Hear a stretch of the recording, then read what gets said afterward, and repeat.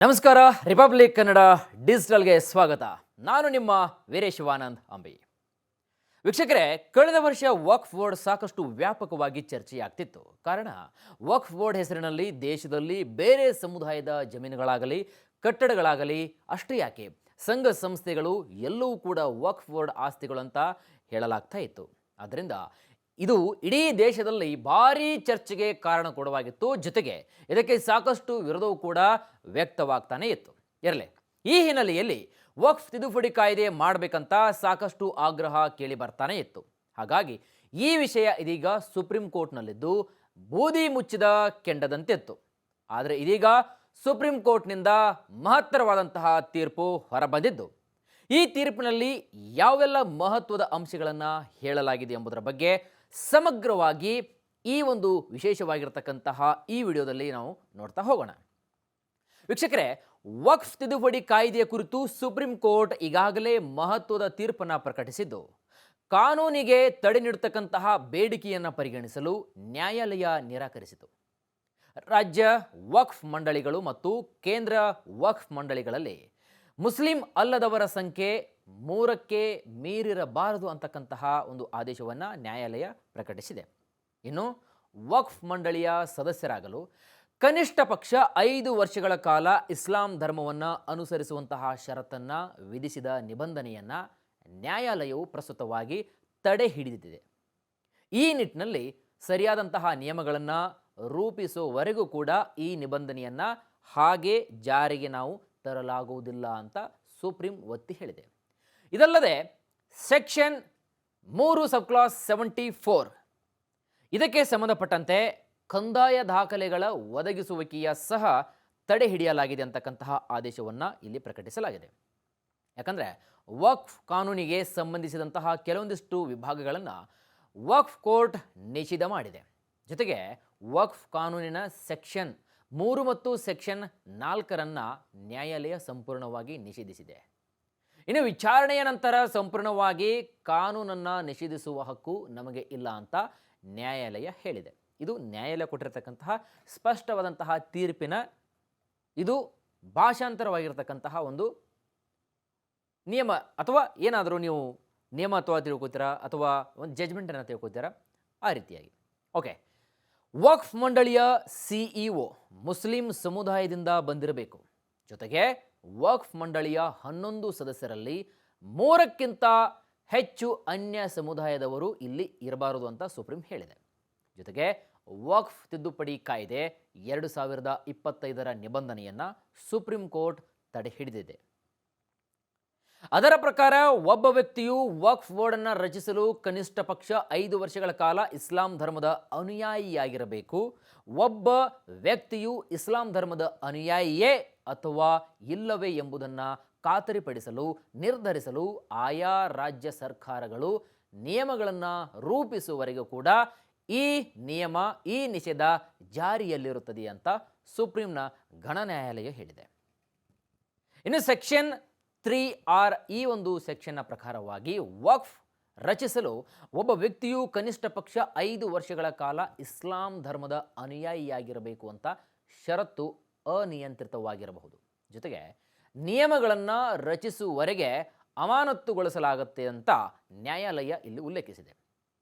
ಇನ್ನು ಸೆಕ್ಷನ್ 2Cಯ ನಿಬಂಧನೆಯ ಪ್ರಕಾರ ಗೊತ್ತುಪಡಿಸಿದಂತಹ ವರದಿಯನ್ನು ಸಲ್ಲಿಸುವವರೆಗೆ ಆಸ್ತಿಯನ್ನು ವಕ್ಫ್ ಆಸ್ತಿ ಅಂತ ಪರಿಗಣಿಸಬಾರದು.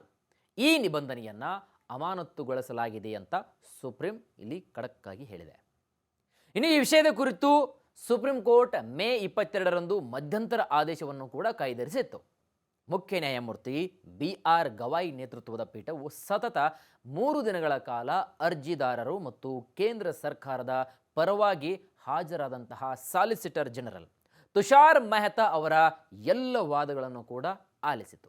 ಹಾಗಾಗಿ ಇದರ ನಂತರ ಮಧ್ಯಂತರ ಆದೇಶವನ್ನು ಕೂಡ ಕಾಯ್ದಿರಿಸಲಾಗಿತ್ತು.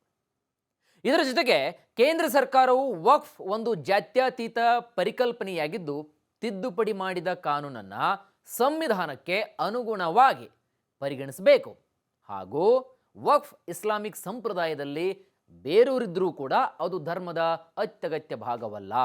ಆದ್ದರಿಂದ ಅದನ್ನು ಧಾರ್ಮಿಕ ಹಕ್ಕಾಗಿ ನೀವು ನೋಡಬಾರದು ಅಂತ ಕೇಂದ್ರ ಹೇಳಿತ್ತು. ಇನ್ನು ವಕ್ಫ್ ತಿದ್ದುಪಡಿ ಕಾಯ್ದೆ 2025 ಏಪ್ರಿಲ್ 8ರಂದು ಸೂಚಿಸಲಾಯಿತು. ಇದಕ್ಕೂ ಕೂಡ ಮೊದಲು ರಾಷ್ಟ್ರಪತಿ ದ್ರೌಪದಿ ಮುರ್ಮು ಅವರು ಏಪ್ರಿಲ್ 5ರಂದು ಅದನ್ನು ಅನುಮೋದಿಸುತ್ತಾರೆ. ಲೋಕಸಭೆಯಲ್ಲಿ ಏಪ್ರಿಲ್ 3ರಂದು ಮತ್ತು ರಾಜ್ಯಸಭೆಯಲ್ಲಿ ಏಪ್ರಿಲ್ 4ರಂದು ಅದನ್ನು ಅನುಮೋದಿಸಲಾಗುತ್ತೆ. ಇನ್ನು ಸಂಸತ್ ಇದನ್ನು ಅನುಮೋದಿಸಿದ ತಕ್ಷಣವೇ ಅದರ ಬಗ್ಗೆ ಸುಪ್ರೀಂ ಕೋರ್ಟ್ನಲ್ಲಿ ಅರ್ಜಿಯನ್ನು ಸಲ್ಲಿಸಲಾಗುತ್ತೆ. ತದನಂತರದಲ್ಲಿ ಮಧ್ಯಂತರ ಆದೇಶವನ್ನು ಕಾಯ್ದಿರಿಸುವ ಮೂಲಕ ಸುಪ್ರೀಂ ಕೋರ್ಟ್ ಆ ಪೀಠವು ಸತತ 3 ದಿನಗಳ ಕಾಲ ಈ ಪ್ರಕರಣಕ್ಕೆ ಸಂಬಂಧಪಟ್ಟಂತೆ ವಿಚಾರಣೆಯನ್ನು ನಡೆಸಿ ತಿದ್ದುಪಡಿ ಮಾಡಿದ ವಕ್ಫ್ ಕಾಯ್ದೆಯನ್ನು ಪ್ರಶ್ನಿಸುವ ವಕೀಲರು ಮತ್ತು ಕೇಂದ್ರ ಸರ್ಕಾರದ ಪರವಾಗಿ ಹಾಜರಾದಂತಹ ಸಾಲಿಸಿಟರ್ ಜನರಲ್ ತುಷಾರ್ ಮೆಹ್ತಾ ಅವರ ಎಲ್ಲ ವಾದಗಳನ್ನು ಆಲಿಸಿ ಫೈನಲಿ ಈ ಮಹತ್ವದ ತೀರ್ಪನ್ನು ಇಲ್ಲಿ ಹೊರಡಿಸುತ್ತೆ. ಹಾಗಾದರೆ ವೀಕ್ಷಕರೇ, ಈ ಸುಪ್ರೀಂ ಮಧ್ಯಂತರ ತೀರ್ಪಿನಲ್ಲಿ ಏನಿದೆ ಅಂತ ನಾವು ನೋಡೋದಾದರೆ ಅವುಗಳನ್ನು ನಾವು ಒಂದೊಂದಾಗಿ ಬುಲೆಟ್ ಪಾಯಿಂಟ್ಸ್ ಮೂಲಕ ನೋಡೋದಾದರೆ ವೀಕ್ಷಕರೇ, 1, ವಕ್ಫ್ ತಿದ್ದುಪಡಿ ಕಾಯ್ದೆಗೆ ಪೂರ್ಣ ತಡೆ ಇಲ್ಲ ಅಂತ ಹೇಳಲಾಗಿದೆ. 2ನೇದು, ವಕ್ಫ್ ಕಾಯ್ದೆಯ ವಿವಾದಿತ 3 ಅಂಶಗಳಿಗಷ್ಟೇ ತಡೆಯನ್ನು ಹೇರಲಾಗಿದೆ ಅಂತ ಇಲ್ಲಿ ತೀರ್ಪು ಪ್ರಕಟವಾಗಿದೆ. 3ನೇದು, ವಕ್ಫ್ ಅಂದರೆ ರಾಜ್ಯದ ವಕ್ಫ್ ಬೋರ್ಡ್ನಲ್ಲಿ ಹೆಚ್ಚು ಮುಸ್ಲಿಮೇತರರು ಅಂದರೆ ಮುಸ್ಲಿಂ ಧರ್ಮದ ಹೊರತುಪಡಿಸಿ ಯಾರು ಕೂಡ ಇರುವಂತಿಲ್ಲ, 3 ಜನಕ್ಕಿಂತ ಜಾಸ್ತಿ ಇರುವಂತಿಲ್ಲ ಅಂತ ಹೇಳಲಾಗಿದೆ. ನೆಕ್ಸ್ಟ್, 11 ಸದಸ್ಯರಲ್ಲಿ 3ಕ್ಕಿಂತ ಹೆಚ್ಚು ಮುಸ್ಲಿಮೇತರರು ಇರುವಂತಿಲ್ಲ ಕಡಾಖಂಡಿತವಾಗಿ ಹೇಳಿದೆ. ಜೊತೆಗೆ ಕೇಂದ್ರದಲ್ಲಿ 4ಗಿಂತ ಹೆಚ್ಚು ಮುಸ್ಲಿಮೇತರರು ಇರುವಂತಿಲ್ಲ. ಕೇಂದ್ರದಲ್ಲಿ 4ಗಿಂತ ಹೆಚ್ಚು ಮುಸ್ಲಿಮೇತರ ಅಥವಾ ಬೇರೆ ಸಮುದಾಯದವರು ಇಲ್ಲಿ ಸದಸ್ಯರು ಇರುವಂತಿಲ್ಲ ಅಂತ ಹೇಳಲಾಗಿದೆ. 6ನೇದಾಗಿ, ವಕ್ಫ್ ಆಸ್ತಿಗಳ ಕಡ್ಡಾಯ ನೋಂದಣಿ ನಿಯಮಕ್ಕೆ ಯಾವುದೇ ತಡೆಯಿಲ್ಲ ಅಂತ ಹೇಳಲಾಗಿದೆ. ಜೊತೆಗೆ ಡಿಸಿಗಳಿಗೆ ಅಂದರೆ ಜಿಲ್ಲಾಧಿಕಾರಿಗಳಿಗೆ ವಕ್ಫ್ ಆಸ್ತಿ ಮಾಲೀಕತ್ವದ ಬಗ್ಗೆ ಅಥವಾ ವಕ್ಫ್ ಆಸ್ತಿಯ ಮಾಲೀಕತ್ವವನ್ನು ನಿರ್ಧರಿಸುವ ಅಧಿಕಾರ ಇವರಿಗೆ ಇಲ್ಲ ಅಂತಕ್ಕಂತಹ ತೀರ್ಪನ್ನು ಕೂಡ ಪ್ರಕಟಿಸಿದೆ. ಜೊತೆಗೆ ವಕ್ಫ್ ಆಸ್ತಿ ವಿವಾದ ಕೋರ್ಟ್ ಇತ್ಯರ್ಥಪಡಿಸಬೇಕು, ಯಾವುದೇ ಕಾರಣಕ್ಕೂ ಸಂಬಂಧಪಟ್ಟಂತಹ ಅಧಿಕಾರಿಗಳಾಗಲಿ ಅಥವಾ ರಾಜಕೀಯ ನಾಯಕರಾಗಲಿ ಅಥವಾ ಸ್ಥಳೀಯ ಮಟ್ಟದ ಯಾರಾದರೂ ಅಥವಾ ಹಿರಿಯರಾಗಿರಬಹುದು, ಇವರು ಇಲ್ಲಿ ಭಾಗಿಯಾಗುವಂತಿಲ್ಲ, ಆ ಮೂಲಕ ಇದರಲ್ಲಿ ತಮ್ಮ ಹಸ್ತಕ್ಷೇಪ ಮಾಡುವಂತಿಲ್ಲ. ಅದಕ್ಕೆ ಹೇಳಿದ್ದಾರೆ ಇಲ್ಲಿ ಏನು, ವಿವಾದ ಇತ್ಯರ್ಥವಾಗುವವರೆಗೂ ಕೂಡ ವಕ್ಫ್ ಆಸ್ತಿ ಹಕ್ಕು ವರ್ಗಾವಣೆಯನ್ನು ಮಾಡುವಂತಿಲ್ಲ. ಇನ್ನು ವಕ್ಫ್ ಆಸ್ತಿಗಳ ನೋಂದಣಿಗೆ 6 ತಿಂಗಳ ಕಾಲ ಡೆಡ್ಲೈನನ್ನು ವಿಸ್ತರಣೆ ಮಾಡಲಾಗಿದೆ.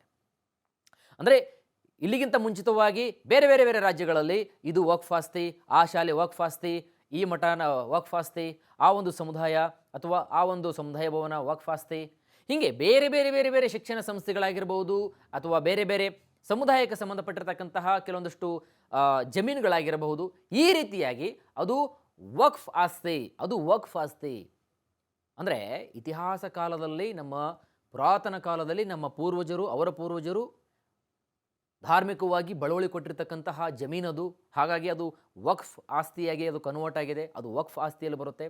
ಸೊ ಈ ರೀತಿಯಾಗಿರ್ತಕ್ಕಂಥ ಕೆಲವೊಂದಷ್ಟು ವಿವಾದಾತ್ಮಕ ಈ ಪ್ರಕರಣಗಳನ್ನು ಕೂಡ ನಾವು ಕರ್ನಾಟಕದಲ್ಲಿ ನಾವು ನೋಡ್ತಾ ಇದ್ದೀವಿ. ಎಸ್ಪೆಷಲಿ ಹೇಳ್ಬೇಕಂದ್ರೆ ಕಲ್ಯಾಣ ಕರ್ನಾಟಕ ಭಾಗದಲ್ಲಿ, ಅದರಲ್ಲೂ ಕೂಡ ಈ ಬೀದರ್ ಗುಲ್ಬರ್ಗ ಭಾಗದಲ್ಲಿ ಸುಮಾರು ಸಾವಿರಾರು ಎಕರೆಗಟ್ಟಲೆ ಇಲ್ಲಿ ವಕ್ಫ್ ಆಸ್ತಿ ಕಬಳಿಸಿದೆ ಅಂತಕ್ಕಂತಹ ಒಂದು ಆಪಾದನೆ ಕೂಡ ಇತ್ತು. ಅದರ ಬಗ್ಗೆ ಸಾಕಷ್ಟು ವಿರೋಧಗಳು ಕೂಡ ವ್ಯಕ್ತವಾಗ್ತಾ ಇತ್ತು, ಇನ್ನೂ ಕೂಡ ನಡೀತಾನೇ ಇದೆ. ಸೊ ಹಾಗಾಗಿ ಇದರ ಬಗ್ಗೆ ಸಾಕಷ್ಟು ರಾಜಕೀಯ ನಾಯಕರು ತಮ್ಮ ಪ್ರತಿಭಟನೆ ಕೂಡ ನಡೆಸಿದ್ದಾರೆ. ಸೊ ಹಾಗಾಗಿ ಈ ಒಂದು ತೀರ್ಪಿನ ಪ್ರಕಾರ ಇಲ್ಲಿ ಏನು ಹೇಳ್ತಾ ಇದೆ ಅಂತಂದರೆ, ವಕ್ಫ್ ಆಸ್ತಿಗಳ ನೋಂದಣಿಗೆ 6 ತಿಂಗಳುಗಳ ಕಾಲ ಡೆಡ್ಲೈನನ್ನು ವಿಸ್ತರಣೆ ಮಾಡಲಾಗಿದೆ. ಇದರ ಜೊತೆಗೆ 3 ಪ್ರಮುಖ ನಿಯಮಗಳಿಗೆ ತಡೆಯನ್ನು ಕೋರಲಾಗಿದೆ.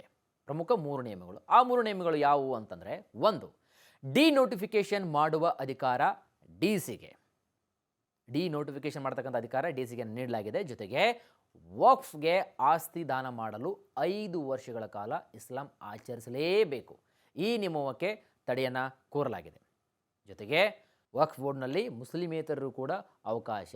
ಈ ಪ್ರಮುಖ 3 ನಿಯಮಗಳಿಗೆ ಇಲ್ಲಿಗೆ ಒಂದು ಸುಪ್ರೀಂ ಕೋರ್ಟ್ ತಡೆಯನ್ನು ನೀಡಲಾಗಿದೆ. ಸೊ ಹಾಗಾಗಿ ಡಿ ಸಿ ನೋಟಿಫಿಕೇಶನ್ ಮಾಡ್ತಕ್ಕಂಥ ಅಧಿಕಾರ ಡಿ ಸಿಗೆ ಇಲ್ಲ ಅಂತಕ್ಕಂಥದ್ದು ಏನಿದೆಯಲ್ಲ ಅದು ತಡೆಯನ್ನು ಕೋರಲಾಗಿದೆ. ಜೊತೆಗೆ ವಕ್ಫ್ ಆಸ್ತಿ ದಾನ ಮಾಡಲು 5 ವರ್ಷ ಇಸ್ಲಾಂ ಆಚರಣೆ ನೀವು ಮಾಡಲೇಬೇಕಂತಕ್ಕಂಥ ನಿಯಮ ಇದೆಯಲ್ಲ ಅದಕ್ಕೂ ಕೂಡ ತಡೆಯನ್ನು ತರಲಾಗಿದೆ. ಜೊತೆಗೆ ವಕ್ಫ್ ಬೋರ್ಡ್ನಲ್ಲಿ ಮುಸ್ಲಿಮೇತರರಿಗೆ ಬೇರೆ ಅನ್ಯ ಸಮುದಾಯದವರಿಗೆ ಅವಕಾಶ. ಸೊ ಹಾಗಾಗಿ ಈ ಪ್ರಮುಖ 3 ನಿಯಮಗಳಿಗೆ ತಡೆಯನ್ನು ಕೋರಲಾಗಿದೆ. ಸೊ ಬೂದಿ ಮುಚ್ಚಿದ ಕೆಂಡದಂತಿರ್ತಕ್ಕಂತಹ ಈ ವಕ್ಫ್ ಬೋರ್ಡ್ ಇದೆಲ್ಲ ಇನ್ನೂ ಕೂಡ ಕಂಪ್ಲೀಟ್ ಆಗಿರ್ತಕ್ಕಂತಹ ಜಜ್ಮೆಂಟ್ ಅಲ್ಲ ಇದು, ಇನ್ನೂ ಕೂಡ ಅದು ಕೂಲಂಕುಷವಾಗಿ ನಡೀತಾನೇ ಇದೆ. ಸೊ ಹಾಗಾಗಿ ಸದ್ಯದ ಮಟ್ಟಿಗೆ ಇದೀಗ ಸುಪ್ರೀಂ ಕೋರ್ಟ್ ಹೊರಡಿಸಿರ್ತಕ್ಕಂತಹ ಮಹತ್ವದ ತೀರ್ಪು ಈ ತೀರ್ಪಲ್ಲಿ ಏನು ಎತ್ತ, ಆಮೇಲೆ ಕೆಲವೊಂದಿಷ್ಟು ಯಾವುಗಳಿಗೆ ನಿರ್ಬಂಧಗಳನ್ನು ಹೇರಲಾಗಿದೆ, ಜೊತೆಗೆ ಈ ಒಂದು ತೀರ್ಪಿನಲ್ಲಿ ಯಾವೆಲ್ಲ ನಿಯಮಗಳನ್ನು ಪಾಲಿಸಬೇಕು ಈ ಎಲ್ಲದರ ಕುರಿತಾಗಿ ವಕ್ಫ್ ಬೋರ್ಡ್ನಲ್ಲಿ ಪ್ರತಿಯೊಂದು ಕೂಲಂಕುಷವಾಗಿ ಇಂಚಿಂಚು ಮಾಹಿತಿಯನ್ನು ಕೂಡ ಕೊಟ್ಟಿದ್ದಾರೆ. ಫೈನಲಿ ನಾವು ಹೇಳಬೇಕಂತಂದರೆ ವಕ್ಫ್ ಸಾಕಷ್ಟು ಗಲಾಟೆಯನ್ನು ಹುಟ್ಟಾಕಿತ್ತು, ಸಾಕಷ್ಟು ಪ್ರತಿಭಟನೆಯನ್ನು ಕೂಡ ಹುಟ್ಟಾಕಿತ್ತು. ಅದೇ ರೀತಿಯಾಗಿ ಬೇರೆ ಬೇರೆ ರಾಜ್ಯಗಳಲ್ಲಿ ಬೇರೆ ಬೇರೆ ಸಮುದಾಯಗಳಲ್ಲಿ ವಕ್ಫ್ ಬೋರ್ಡ್ ಅಂದರೆ ಈ ಜಮೀನು ನಮ್ಮದು, ಆ ಜಮೀನು ನಮ್ಮದು, ಎಲ್ಲವೂ ನಮ್ಮದು ಅಂತಕ್ಕಂತಹ ಈ ಒಂದು ವಿಚಾರನ ಇಟ್ಟುಕೊಂಡು ಇಲ್ಲಿ ದೊಡ್ಡ ಒಂದು ಸದ್ದು ಗದ್ದಲವೆಯನ್ನು ಎಬ್ಬಿಸಿತ್ತು. ಸೊ ಹಾಗಾಗಿ ಈ ಒಂದು ವಿಚಾರಕ್ಕೆ ಸಂಬಂಧಪಟ್ಟಂತೆ ನಿಮಗೆ ಏನು ಅನಿಸುತ್ತೆ ಅಂತ ನಿಮ್ಮ ಅಭಿಪ್ರಾಯವನ್ನು ಕಾಮೆಂಟ್ ಮಾಡೋ ಮುಖಾಂತರ ನಿಮ್ಮ ಅಭಿಪ್ರಾಯವನ್ನು ತಿಳಿಸಿ. ಜೊತೆಗೆ ಈ ಒಂದು ವಿಡಿಯೋಗೆ ಸಂಬಂಧಪಟ್ಟಂತೆ ಲೈಕ್ ಮಾಡಿ, ಶೇರ್ ಮಾಡಿ ಹಾಗೂ ಮತ್ತಷ್ಟು ಅಪ್ಡೇಟ್ಸ್ ಮಾಹಿತಿಗಳಿಗಾಗಿ ನಮ್ಮ ರಿಪಬ್ಲಿಕ್ ಕನ್ನಡ ಚಾನಲನ್ನು ಸಬ್ಸ್ಕ್ರೈಬ್ ಮಾಡಿ ಅಂತ ಹೇಳ್ತಾ ಮತ್ತೆ ಮುಂದಿನ ವಿಡಿಯೋದಲ್ಲಿ ಮತ್ತೆ ನಿಮ್ಮನ್ನು ಭೇಟಿಯಾಗ್ತೀನಿ. ನೋಡ್ತಾ ಇರಿ ರಿಪಬ್ಲಿಕ್ ಕನ್ನಡ, ಇದು ನಿಮ್ಮ ಧ್ವನಿ. ನಮಸ್ಕಾರ, ಜೈ ಹಿಂದ್.